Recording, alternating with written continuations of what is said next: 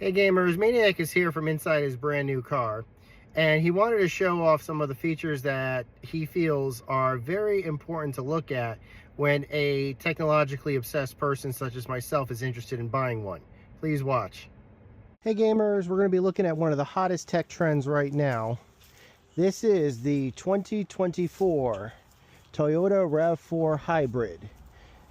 And this is my new car, basically. This is what it is.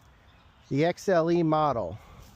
And this is probably one of the most advanced pieces of tech that I've dealt with in quite a while. Let me just show you. Bring up the Toyota app right now. There's the car. Alright, so this is the interior of the car. This is the 2024 RAV4. You'll notice immediately that the screen is a lot bigger, and this is a capacitance screen, which it wasn't previously. The earlier ones were more of a membrane screen. This thing is more like an iPad screen or a Nintendo Switch screen as opposed to a Nintendo 3DS or DS touchscreen. Still got the climate controls in the same spot as they were in previous years. Still have the parking brake, gear shifter in the same place. But something that you may notice is that they still have the CarPlay port right here for wired CarPlay. It's still USB connection for CarPlay. And as you can see right here, wired CarPlay connections are still a thing. I still have full access to everything on the system, as well as my full CarPlay features. And trust me, I prefer the CarPlay features. But that's not all the tech that's actually in this car. Other than full CarPlay, Android Audio, there's also a lot of other features in this car that I kind of wanted to show off. So this is what it's like to basically drive the car. I want to bring your attention to the dashboard down here basically. And you can see that this really has an entirely virtual dashboard. The speedometer is completely virtual. In the previous model car that I used, which was the 2022, the speedometer was not virtual. This one has made a larger screen. So you can do more customization with this, possibly in the future. You can look in the upper left-hand corner. That's the lane assist notification system. But there's more to the dashboard than just that.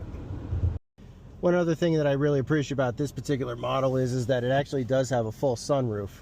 And the controls for the sunroof are right here. They're full automatic.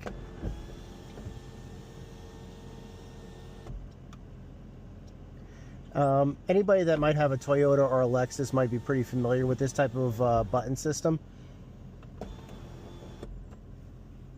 But yeah, all the features that I expected of the standard Toyota sunroof are here. Honestly, the car handles like a dream. You can basically just, deal with Toyota manufacturing for that. Other than the fact I think it's a little bit heavier than my 2022, I would chalk that up to, I think, the sunroof, which my 2022 did not have. As for the dashboard, I want to draw your attention to, you can see a couple of things are different. Because this is a hybrid, there's no tachometer. You're looking at power system and where the power is basically being regulated to. Obviously, you still have heat and fuel status as physical systems, but the speedometer is virtual. But you can customize this if you want to. If you want to check messages, you can do that here, and that usually has to do with messages that are specifically relegated to. That's cool to see that. Well, the only way to charge this thing via CarPlay is with this USB port here in the front. There actually are other charging ports for devices in this car that you can make use of for the passengers. And here's two of them right here. These are straight up USB-C connection. The front armrest doesn't just have two USB charging ports in the front for auxiliary devices, but there are also two USB-C charging ports back here for the back seat passengers. I brought this Apple USB-C cable, and we're going to test to see just how well this thing charges. So, first things first, plug this cable in. Let's see if we can get a charge on these sunglasses. Light is green. You can also check things like the real-time tire pressure. This is very important to keep your eyes on. So you can see that the pressure is good. This right here has to do with engine power status as to what's currently powering the drives. Trip distance, things like that, trip status. And this is the all-wheel drive real-time functions, which I actually really like too. But usually I'll keep the tire pressure setting on. This right here is a iPad Pro M2 processor. This usually charges on 20 watts. Let's see if there's enough juice in the back of this Toyota RAV4 2024 hybrid. Please note the engine is running for it to be charged. And it is charging right here. That means that we're getting more than enough juice from this thing to charge an iPad. I guarantee you it'll charge your smartphone. I do appreciate the fact that this is now a capacitance screen as opposed to a membrane screen, so it also is bigger than the 2022 screen, which I actually do appreciate. All that means is that it can make CarPlay's system actually much more easier to read and things like that. As for customization and stuff like that, if I want to look at, well, what's the real time with the car status, we can see this real-time display, which I actually really do appreciate.